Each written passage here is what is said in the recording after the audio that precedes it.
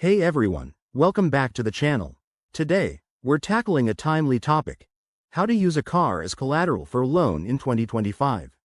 If you're in a financial pinch and own a car, this could be a smart way to access funds, but it's not without risks. Let's break it down step by step so you can make an informed decision. First off, what exactly is collateral? It's an asset you pledge to a lender to secure a loan.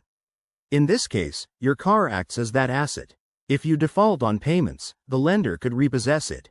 Why use your car? Well, in 2025, with rising interest rates and economic changes, it might offer lower interest rates compared to unsecured loans, making it easier to get approved if your credit isn't perfect.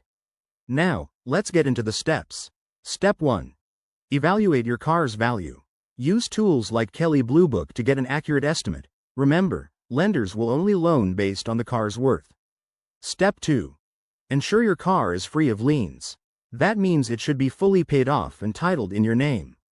Step 3. Shop around for lenders.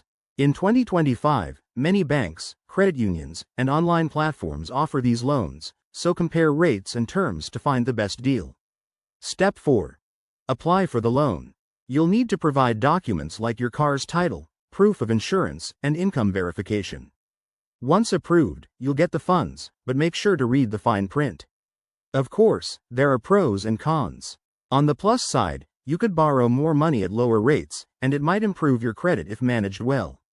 But on the downside, you risk losing your car if you can't pay, and it could affect your insurance premiums. In 2025, keep an eye on new regulations. Some areas might have updated laws on vehicle repossession or digital loan processes to make things smoother.